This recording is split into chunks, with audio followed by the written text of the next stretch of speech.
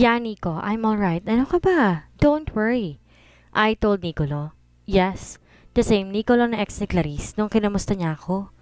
I'm worried. Dapat sinunod mo man lang ba sinabi ng doktor na mag-leave ka na? But you're still there. Nagtatrabaho na dapat by now you should be resting. Pagalit pa nitong sabi sa akin at napahirap na lang ako sa kawalan. One might wonder how we ended up being close. We saw each other nung nasa airport na ako. I bumped into him at kinamusta niya ako pati na rin si Clarice na matagal na pala niyang alam na doon nakatira sa bahay. I also found out na kabibreak lang pala noon ni Nicolo at ang mama ni Clarice kaya napagpasya niyang mangibang bansa pansamantala. He joins competitions abroad na parang ginawa na rin niyang hobby. Coincidentally, patungo rin to sa London kagaya ko at isang flight ang sasakyan namin. Naikwento ko rin sa kanyang ginawang pang-aahas ni Clarice sa asawa ko at gulat na gulat siya sa nalaman. He even defended my ex-best friend pero na maikwento kong lahat sa kanya, nagalit siya. Hindi kay Clarice kundi sa sarili niya. Sinisisi niya ang kanyang sarili dahil sa tingnan niya ay siya ang dahilan kung bakit naging ganon si Clarice. Na nagbago siya dahil sa sakit na naidulot ito sa kanya. Then the rest was history. Please, please just listen to me and take your leave. Mataas naman ang posisyon ng kuya mo dyan kaya for sure, agad papayag ang board if you take your leave. Please? Pakiusapan nito at napabuntong hininga na lamang ako. Why can't I say no to this guy? Untag nito at saka lang ako pumayag. Okay, okay. Just calm down now, alright? Ang ano mo talaga? Then I heard him laugh. Ano? He asked softly. Wala. I answered and laughed hard. I will fetch you later. Alright. Bye, love. Bye. Don't get our relationship wrong. Nasanay lang siyang tawagin ako love kahit hindi naman talaga kami. I don't know. Nakasanayan na rin siguro namin yun since he was one of those people who took care of me since I arrived in London. It has been months at parang wala pa siyang planong bumalik ng Pilipinas. Matagal lang natapos ang dahilan ng pinunta niya rito, pero nanatili pa rin siya. Nako, eto na naman po, napakagandang ngiti ng aking pinakamamahal na kaibigan, mga kababayan. Biglang anunsyo na Rebecca at inirapan ko na lamang siya. Palagi kaming tinutokso ni Rebecca kapag naabutan niya kaming magkausap o kung hindi magkasama. Ano ba? Ingay mo eh. And can you speak English? Baka isipin ng mga katrabaho natin, pinag-uusapan natin sila. Mapapagalitan nga rin naman ni Kuya Ivan. Sige ka. Sabi ko, sabay patuloy ng aking trabaho. Ako? Pagagalitan niya? Da, di mo lang alam pero grabe kong sambayin ako ng kuya mo, no? Ganda ko kaya. Mahanging sabi nito at bigla siyang napaayos ng upo nang may tumikim sa may gilid niya.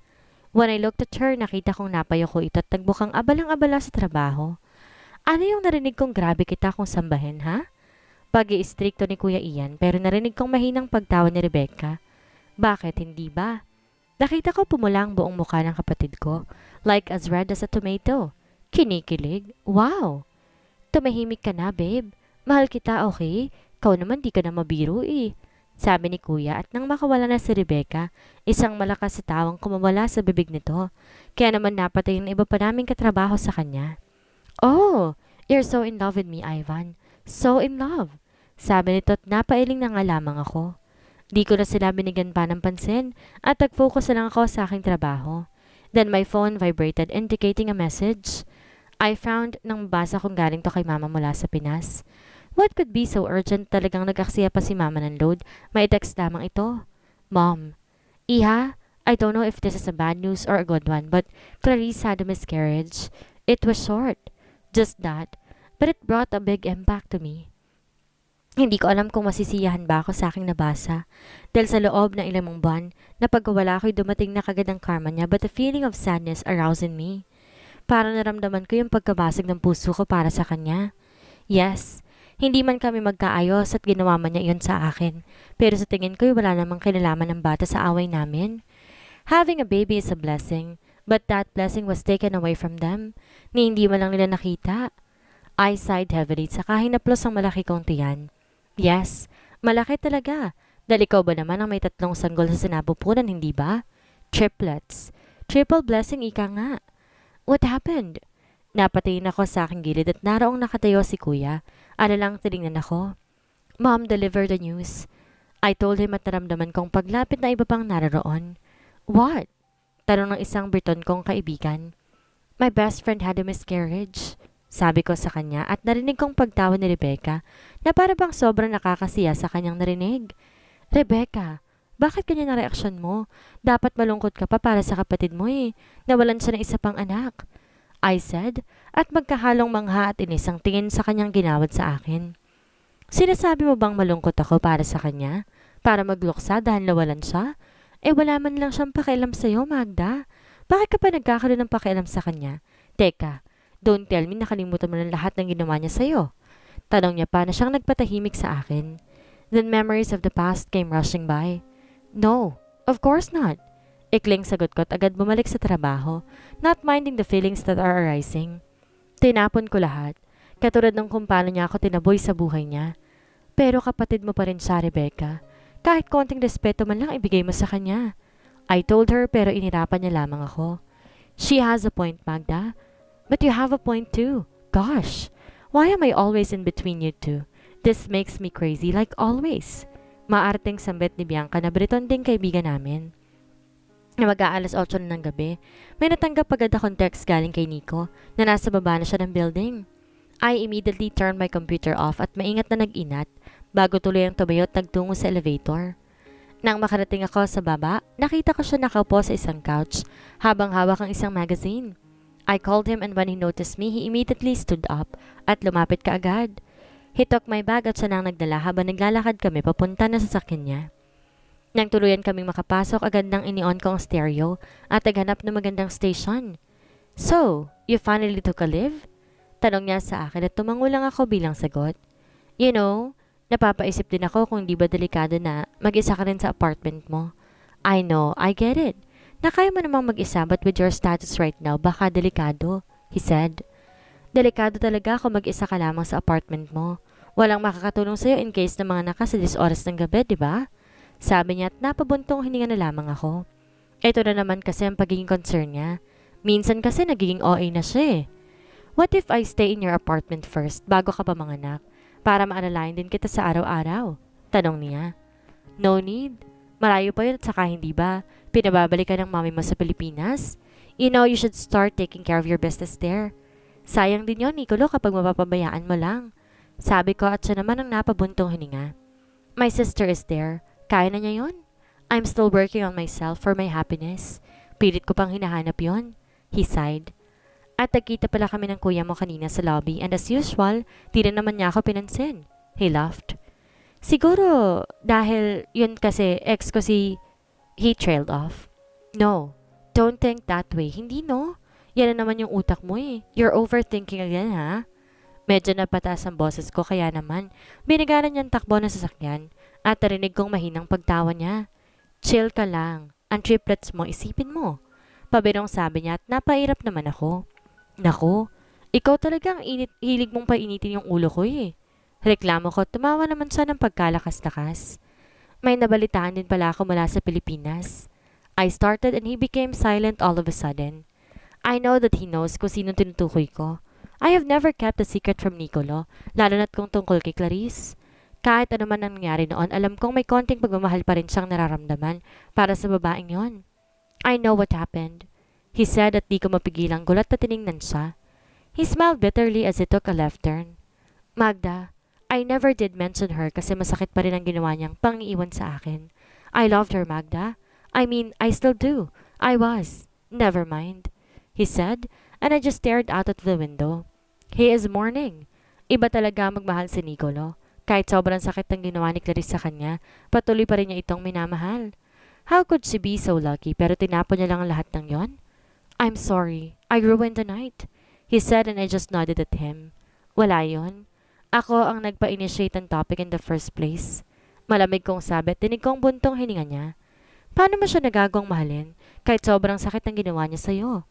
I mean, pagkatapos ng lahat ng ginawa mo para sa kanya, matapos malaman nagkasala siya sa'yo? Paano ka pa nagkaroon ng lakas ng loob na mahalin siya at patawanin siya?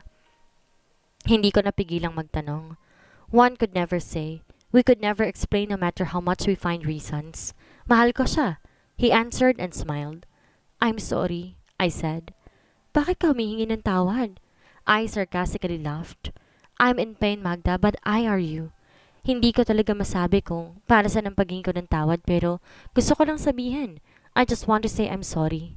Sabi niya at huminto ang sasakyan. Nakarating na kami sa apartment ko at agad tinignan ko siya at ginitian. You're not the one who caused me so much pain, Nicolo. Kaya huwag kang humingi ng tawad. Kung ako sa'yo, uuwi ako at aayusin ang mga bagay-bagay. Hindi ko alam paano mo gagawin yun pero alam ko, makikita mong tamang gawin dahil dinidiktahan ka ng puso mo. Sabi ko at binuksan ang pinto ng kotse. Lumabas ako at niyakap ako ng malamig na hangin. Niyakap kong aking sarili ng tuluyan na makababa mula sa sasakyan ni Nicholas. Nilingon ko siyang muli and he looked so confused as he stared at the windshield in front of him. Nicolo! I called and he looked at me, smiled and said, Thank you for the friendship and have a good night. A true friend, Hannah. Hannah! Jared! Allen! Nagigigil na tawag ko sa tatlo kong anak. Nakasalukuy naglalaro sa putikan sa likod ng bahay namin. Magdadalawang taon na rin ang dumaan, simula ng pinanganak ko ang triplets, and I could say that the past years became the happiest years of my life. Mama! Ngawa ng babae ko at nang tingnan ko sila, tinatawanan siya ng mga kuya niya. Si Hannah ang bunso sa tatlo. Ano na naman ba ang ginawa ninyo? What did you do to your sister, Allen? Jared? Tanong ko at kahit halos matumba-tumba kakatakbo, papalayo, tawa pa rin ang tawa ang dalawa. Naiiling na nilapitan ko si Hannah at pinatayo ito. Puno ng putik ang buong katawan nito at pati ang mukha. Nak, bakit ka naman kumain ng putik? I teased her at mas gumawa siya. Joke lang ni Mama yun. Mama loves you, Hannah. Sabi ko sabay tawa at pahikpi-hikpi na lamang siya. Habang pinapahiran ng mukha niya at masara nagkalat ang putik. I laughed looking at her situation. Hindi kalaunan agad nang inaki ko siya papasok sa loob ng bahay. Jared, Hannah, let's go inside. Now, maliligo na. Papunta ng tito Nico ninyo dito. Sige, di ko kayo pasasamahin sa mall. Banda ko kaya agad nagsitakbuhan ng dalawa palapit sa akin. Nang tuluyan nito makalapit, pinamayawangan ko sila. Pero tawa lang ang sinagot sa beast mode kong mukha. Nako, kayong dalawa talaga ha. Pinagtulungan na naman ninyong prinsesa natin. Ang kukulit niya talaga. Sabi ko at saka dinala na silang tatlo sa loob ng banyo. Pagkapasok ko siya namang pagbaba ni Rebecca galing sa second floor ng bahay. Dito na nakatulog sa bahay kasi nakipag-inuman kagabi sa mga ka-office mates niya. Kasi nga pinapauwi siya ni Kuya sa Pilipinas dahil may project na ibibigay siya rito. Morning! Bati nito at kumaway pa sa aming apat. Narinig kong pagtawa ng bunso namin at nagkahawa-hawa ng tawa hanggang sa kaming lahat ng tumatawa nang walang dahilan. Bakit kayo tumatawa? Parang sira. Natatawang tanong ni Rebecca sa amin. Tsaka lang kami napahinto sa pagtawa. Pero kapos pa rin ang mga bata sa hininga dahil sa kakatawa. Tita, face horrible! Sagot ni Jared sa ninang niya sabay tawa ng malakas. Napansin ko naman ang pagpula ng mukha ni Rebecca. Take a bath na kasi kayo. Pupunta na si tito ninyo. Go! At agad naman tumalima ang tatlo. Pumasok sa banyo. Sinundan naman sila ng yaya nila na siyang magpapaligo sa kanila. I went to the kitchen kung saan naroon si Rebecca na nakaupo lamang sa may dining table at nakatitig sa kawalan. Please don't tell me. Yes, you called out his name a gazillion times just like before. I told her at agad na napahilamos siya. Shit! Nandito ba si... Nope. Kuya is not here, luckily. Ako ang sumundo sa'yo. Buti nilang talaga hindi si Kuya ang sumundo sa'yo, kundi malaking away talagang pabaon niya sa'yo pauwi ng Pilipinas. I told her at hinaian ko siya ng pagkain. Umayos siya ng upo at saka nagsimula ng kumain. Kung papauwi niya pa ako kapag nalaman niya nangyari kagabi, she bitterly said, If you still love him. Simula ako pero agad nang inilingan niya ako. Please, that was like ages ago. Why would I be affected? Ganun lang talaga siguro eh. She told me at uminom ng kape. What time is your flight? Pag-iiba ko ng topic at agad napatingin siya sa kanyang relo. Oh shit! I need to go. Thank you for the food. Sabi niya sabay tayo at palabas na ng bahay. Bago pa man niya mabuksan ng pinto'y dumating na rin si Nico. Where are the kids? He beamed at agad lumabas si Rebecca sa pinto at nagpaalam sa aming dalawa. Baka nagbibihis na yon. How's your flight last night? I asked at agad napaupo sa couch. He sighed and just boredly looked at me. Okay lang, same old. Sagot niya't napatas ang kilay ko. Don't ask. He said at sakto naman kahabalan pababa ang mga bata. Most probably they heard their tito's voice kaya't nagmamadali. Careful! Paalala ko pero hindi na ako pinakinggan at agad na nag-uunahan silang tatlo na magpakandong sa tito nila. They immediately embraced their Tito Nico at umalis na silang apat. They persuaded me to go with them for the last time, pero humindi na ako. Kailangan pa kasing ihatid namin ni Kuya si Rebecca sa airport pa uwi ng Pilipinas. Good luck sa'yo, Rebecca, sabi ko. Siya na may binigyan lang ako ng isang boardlock. Babe? Tawag pansin ni Kuya sa kanya at binigyan ko sila ng space para makapagpaalam sa isa't isa. Well, it is the first time since she got here na malalayo siya sa kapatid ko, so I know somehow na mahirap sa kanya yon. My brother has become her protector for the whole duration na nandito siya sa London. Being away from him would surely be uncomfortable. Bye. Take care always, alright? At hindi ba, Ivan, I promise you, ikaw na. Ikaw na ang laman nito. I looked away. I know she meant that, but somehow, hindi kagaya ng ex niya. My brother only holds a part of her heart and not really its totality. Nang matapos namin magpaalam, dinala agad ako ni Kuya sa mall. Kasi naroon din ang mga bata dalang pangako ko sa kanila. Susunod ako. Pagkatapos namin maihatid si Rebecca sa airport. Mama! Sabay na sigaw ng tatlo at saka nagunahan sa pagtakbo, papalapit sa akin. Nakasunod naman sa kanila ang tito habang tawa ng tawa. Naging good boy ba kayo sa tito ninyo? Tanong ko at napalabi na lamang ang dalawang lalaki habang si Hanay sobrang laki ng ngisi. Yes po. Kasi Papa Nico brought us to all the playground pero they fought someone there. Sumbong ni Hana at agad nagtago sa likod ni Nicolo, sina Jared at Allen. What happened? I asked at natatawang sinaway naman ako ni Nicolo. Huwag mo nang pagalitan. Ganyan talaga ang mga bata. Makukulit. Sabi ni Nicola at pinanlakihan ko lang siya ng mata.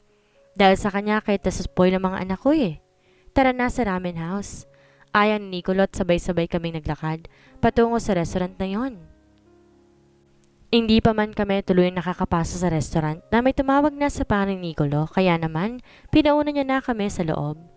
The restaurant actually has a glass wall kaya naman nakita ko ang pag-approach sa kanya sa isang babaeng may mahaba at maitim na buhok. Nakatalikod ang kababae kaya naman hindi ko na maaninag pa kung sino iyon. I stared at Nicolo at nakita ko ang pagtingin niya sa akin.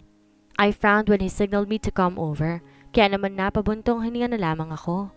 Kids, wait muna tayo sandali ha. Pupuntahan ko lamang ang tito ninyo. Tumango lang sila and they just sat still. I went out of the restaurant at mula sa view ko, naaninag ko isang pamilyar na mukha na siyang kausap ni Nicolo. My feet was like nailed to the ground. Clarice? Bumilis bigla ang tibok ng puso ko, and I felt my heart clenching at the sight of her. Akala ko wala na. Sa loob ng 2 taon na paglayo ko sa kanila, kahit kailan hindi ko naisip na may posibilidad na makita ko sila. Siya. But now, confronted with that, wala ako magawa. They started to walk towards me at nakita ko pang pagrehistro ng gulat sa kanyang mukha. She turned pale at dumilim ang kanyang anyo. She looked pissed off, angry even. Lumapit sa tabi ko si Nicolo at inakbayan ako. Nakita ko ang pagsunod ng mata ni Clarice sa braso ni Nicolo hanggang tuloy na tumakadantay sa balikat ko. I'd like you to meet my beautiful girlfriend Clarice. And I know you definitely know her, right? Love? Do you remember Clarice? Tanong niya at tango na lang ang naging sagot ko. Gago to? Sinong makakalimot sa mukha ng babaeng to? Girlfriend? Pagkaklaro ni Clarice at saka tumikim si Nicolo sa tabi ko. Yes, girlfriend. Pagkaklaro nito at saka ko siya mahinang siniko. Napaigik at napatawa siya ng konti. What he meant that I am his girlfriend. Kaibigang babae. Sanay na ako dahil palaging sa ganyang parang niya ako pinapakilala sa mga kaibigan, katrabaho, and even to his sister noon. Oh, is that so? I could hear pain from her voice at napalingon siya sa may pinto kung saan ako lumabas nang lumabas sa mga anak ko. I froze. Nagsiyakap naman ng 3 sa binti ng tito nila. Papa hungry! Reklamo ng panganay kong si Allen. Narinig ko ang pagsinghap ni Clarice kaya naman napatingin kaming lahat sa kanya. She looked so shocked habang palipat-lipat ang tingin niya sa aming 5. You have kids? Magkahalong sakit at gulat ang nakarehistro sa kanyang mukha. Papa? Tanong ni Jared at saka nakaturo pa kay Clarice na medyo nakabawi na sa pagkagulat. Baby, she is your mama and papa's friend. Say hi. Turo ng tito nila at agandang umiti naman ang 2 lalaki. Pero si Hana mataman lang nakatingin kay Clarice na puno ng diskusto ang mukha. Don't like? Bulong nito sa tito niya at agad na napatawa naman si Nicolo. Baby, shh! Quiet, okay? Sabi ko't agad na pala busy at pinagtawanan pa ng mga kuya niya. How old are they? Tanong ni Clarice at nang sasagutin ko na sana siya, bigla naman sumabat si Nicolo. They just turned 1. No! Bakit siya nagsinungaling? They are turning 2 next month. Ah, okay. I find it confusing kasi parang kanina lang galit na galit siyang nakatingin sa akin at ngayon parang relieved siya. We met here and when we spent time together we just clicked. Alam mo yon? Natatawang kwento ni Nicolo pero parang ayaw naman makinig ni Clarice dahil panay ang tingin nito sa cellphone. I'm sorry, I really need to go. Paalam nito sa amin at tinangoan na lamang namin siya. Agad siyang tumalikod at umalis habang kami pumasok na sa restaurant at habang hinihintay ang order namin biglang nagsalita si Jared. Papa, 2. Tanong nito while showing his 2 fingers to Nicolo habang ako tinignan lamang siya. Ay, oo nga pala no, nakalimutan ni Papa Magtuto na nga pala kayong 3? Lusot ni Nicolo at napahalokip-kip naman ang 3. Papa forgot? Reklamo ni Jared. Sakto naman dumating na ang mga pagkain in-order namin. Tita Becca? Tanong ni Hana at napahinto ako sa pagsubo. Work, baby. Now all of you just eat, okay? Mamaya na tayo magkwentuhan after. Sabi ko pero nagsalitang muli si Hana. Tita Becca, Philippines? Granddad and grandmom? Tanong niya sa akin. I looked at Nicolo at engrossed siya sa pagkain ng noodles na para bang wala na kami sa paningin niya. Maybe? Patanong na sagot ko. When po tayo uwi? Patuloy na tanong ni Hana, ngulit hindi ko na alam kung anong isasagot ko. Mahinang sinipa ako si Nicolo at saka naman siya napatingin sa akin. Bakit? Tanong niya at siya naman ang tinanong ni Hana. It made him stop too. At tinignan ako. I don't know baby. Baka soon? Sagot niya at napabalik na lang sa pagkain si Hana. I stared at him and we continued eating pero kagaya lang rin kanina, wala na akong gana. Matapos sa muli namin pagkikita ni Clarice, bumalik na naman ang lahat ng masasakit na alaala. Now I know kung ba't mahirap magpatawad. Dahil kapag nagpatawad ka, palagi nakakabit to ng paglimot. Forgive and forget, ika nga. Di naman pwede magpapatawad ka pero hindi mo kakalimutan ng sakit at ang mga nangyari, hindi ba? When the time comes na ready ka nang magpatawad, that means ready ka na rin limutin lahat na masasakit na nakaraan. And in my case now, maybe I cannot forgive yet. Not until I am ready to forget. Kailan mo ba kasi balak sabihin sa kanila ang totoo? Inis pang tanong ni Nicolo sa akin at nagibit balikat na lamang ako. You know you can't keep it from them overnight, forever, right? Ang drama mo. Why don't you just email him right now na totoo ngang may anak kayo para hindi ka nagkakaganyan ngayon? You're too nervous. Ni hindi mo nga dapat nalalahanin yun dahil sinabihan ko naman si Clarice na anak ko ngang triplets, hindi ba? But still I'm giving you 2 choices. Tell him or continue pretending. Ano na? Well, the latter is hard for me, gayong alam mo naman na. Yeah, I understand. Hindi ko gustong abalahin ka pa, especially now na kailangan mo na mag-propose kay Bianca. I told him, at narinig kong pagbuntong hininga niya. Wala namang kaso kay Bianca yun. It's just that I want to give her my all. Having Bianca will be good for the business and I know aalagaan niya ako. I want to try and love her for real this time. I'd like to try again. Sabi ni Nicolo pero hindi mo pa rin makakaila sa tinig niya na may pag-aalilangan siya. Especially ngayon na nagkausap silang muli ni Clarice. He is too soft for her. She'll always be his weakness. Yeah, binibigay mong lahat. I know. Don't worry, Nicolo. I just need more time to think things through. Huwag kang mag-alala. You have done more than enough for me and for the kids. Sa mga taong kasama kita, it's high time for you to think about yourself now. I told him and he smiled. Sinuklian ko rin yun ng ngiti. So, see you na lang sa Pilipinas? He told me at napahirap na lamang ako. I heard him laugh at niyakap niya ako na mahigpit. Uuwi na siya ng Pilipinas dahil ipapakilala na niya si Bianca sa mga magulang niya dahil plano na rin niyang mag-propose dito. Just as what his mother wants him to do. I wish I'm like him. Madali lang kasi para sa kanya na magdesisyon agad. I broke our hug at nagpaalam na siya sa akin sa huling pagkakataon. Nagkaiyakan pa nga sila ng triplets nang i-anunsyo niya pagkatapos namin kumain.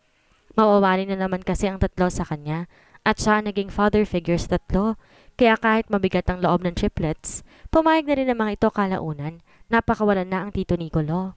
They played for the last time in the park At kita kong lungkot ang tatlo kaya naman, hindi na rin kami nagtagal doon at umuwi na lang dahil maggagabi na rin. Take care, sabi nito at tumango na lamang ako.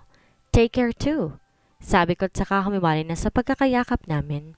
He kissed me in the forehead at umalis na. Nang di ko na matanaw ang sasakyan ni Nicolo, saka ako pumasok sa loob. I felt my phone vibrate. Kuya, I need you in the office. First thing in the morning. Please, emergency. Napakunot ang noo ko sa nabasa.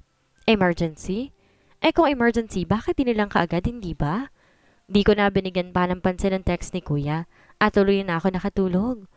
Umaga nang pumasok ako, si Kuya kaagad ang sumalubong sa akin sa may entrance pa lamang ng building. Kitang-kita ko sa mukha niyang parang di siya nakatulog ng maayos kagabi. I approached him at napansin ko pang pagbuntong hininga niya. Let's go. Kanina pa tayo hinihintay ng board. Sabi niya at nakasunod lamang ako sa kanya habang papunta kami ng conference room. Na makapasok kami napakabigat ng aura ng kwarto na sumalubong sa akin at biglang sumikdo ang kaba sa dibdib ko. Feeling ko may masamang balita akong matatanggap. Miss Soriano, please sit down. Agad akong umupo sa upuan na tinalaga nila para sa akin. Kaharap ko silang lahat at napansin kong patingin-tingin lamang sila sa isa't isa. Is there a problem? Magalang na tanong ko at isa-isang binigyan ko sila nang nagtatanong na tingin. Nang marinig kong pagbuntong hininga ni Kuya, dumapo sa kanyang tingin ko. Do you remember the Deja Vu project? Tanong ni Kuya. Yes, why? What's the problem with Rebecca is backing out? Imporma niya at agad nagulat ako sa sinabi niya. But I think she has not arrived yet, right? Maybe she's having jitters or something? I asked them, pero nagsiiwas ang mga ito ng tingin. Yes, but that is only one of the problem. Simula ni Kuya. What else? Tanong ko at umiwas siya ng tingin. Ano bang nangyayari sa mga tao dito ngayon? Para bang guilty sila at hindi man lang nila ako matingnan? The owner specifically asked for your service. Napanganga ako sa sinabi ng kapatid ko. What? Why now? Nalilitong tanong ko at sila iniiwasan pa rin ang aking tingin. What is wrong with these people? Ines sa tinitigan ko lamang sila. Kahit isa sa board, wala pa rin isang nagsasalita. Please, do enlighten me. Sabi ko at agad na pabuntong hiningang isa sa kanila. We need you to follow Rebecca there. Her task is to talk to her brother to make us as their partner to the project. But when Mr. Cha heard that the Soriano Designs would want to be in, he specifically asked for you. He wants you to handle this project personally. Napapikit ako dahil sa inis. Maybe you could convince Mr. Cha to let my brother handle the project? He is better at this and he is the president. Don't you think that's a better idea? Sabi ko pero agad umiling si Kuya. I can't. I'm already handling 5 projects. It's impossible for me to take one more. Sabi niya at napasapon lamang ako sa aking noo. Let's wait for Rebecca's feedback. Sabi ko at iilan sa kanila tumango sa aking suggestion. Okay, we should meet up after 7 in the evening and let's hear as to what Rebecca has to say, alright? Sabi ng isa sa board. At sumang-ayon na lamang kaming lahat. Agad lumabas ako sa kwartong iyon at dumiretso na sa aking cubicle. Pero bago pa man ako makaupo, tinawag ako ng sekretary ni Kuya. Mom, your mom is on the line. Sabi nito at nagpasalamat ako. I followed her. Dinala niya ako sa opisina ni Kuya. Hey mom, bati ko. Dear, I heard bumalik na si Rebecca dito. Ikaw? Agarang tanong nito sa akin at napalabi na lamang ako. Mom, are we gonna argue about this again? Tanong ko and I heard her grunt. I just wanna see my apos again, anak. It has been a year na rin, my gosh. Arteng sabi nito at napabuntong hininga na lamang ako. Kahit kailan talagang arte ng nanay ko. Tell her she'd see her grandchildren soon. Agad na napatingin ako sa likod at nandoon ang kuya ko. His aura is all gloomy. Was that Ivan? Tanong ni Mom sa kabilang linya habang ako, tahimik na nakatingin lamang sa kanya. Yes, Mom. Sagot ko at nagsimula ng manginig ang kamay ko. My instinct then kicked in. Unti-unting napapailing ako. Tell her. Maotoridad na utos ni Kuya. Kuya, please. I begged him. What's happening? Dinig ko ang pag-aalala sa tinig ni Mommy. Tell her. Sigaw ni Kuya kaya naman sa napadain ang hawak ko sa telepono. Tell me what? Takang tanong ni Mommy at naramdaman ko ang pagkawala ng enerhiya sa katawan ko. Kaya naman napasandal ako sa mahogany desk ni Kuya habang hawak pa rin ang telepono. I can't. Ayoko. Sabi ko at narinig kong paglalakad ni kuya palapit sa akin. Biglang binawi niya ang telepono mula sa kamay ko. Hello, Mom? Pauna pa nito. I tried to stand properly pero hindi ko yun magawa. Nakasandal pa rin ako sa lamesa. Yes, Mom. She's coming home. Ngayong hapon ang flight niya.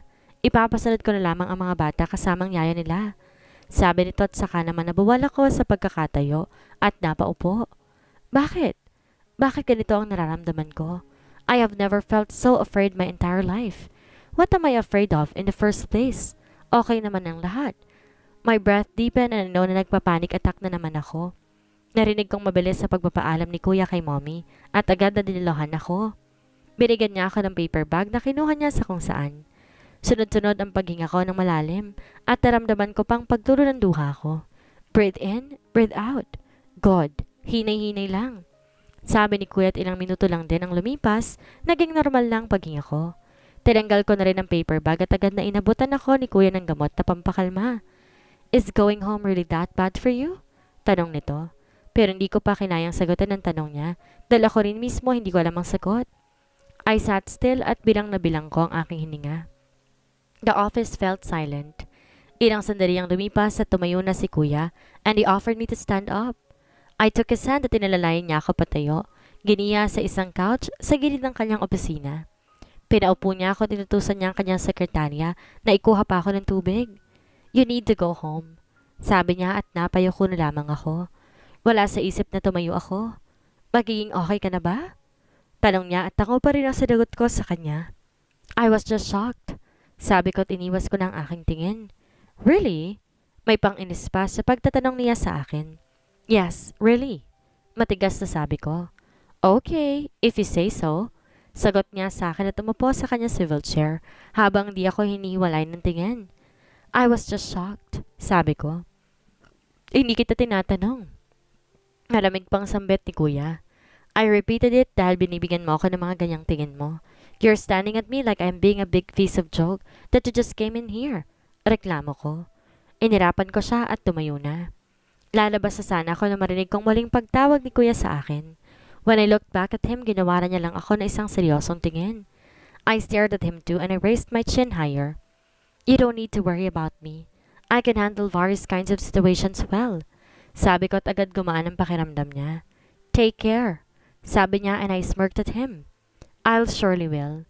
Matalim na sagot ko at saka lumabas ang kanyang opisina. I guess going back to the Philippines is truly inevitable. Sambit ko sa aking sarili at umuwi na o pamaghanda sa aking pagbabalik. Ano kaya ang mangyayari sa muling pagbabalik ni Magda sa Pilipinas? Ano kaya ang mangyayari sa muling pagkikita nila ni Jacob? Ano ang gagawin ni Jacob kapag nalamang may anak sila ni Magda? Yan ang ating aalamin sa susunod nating kabanata.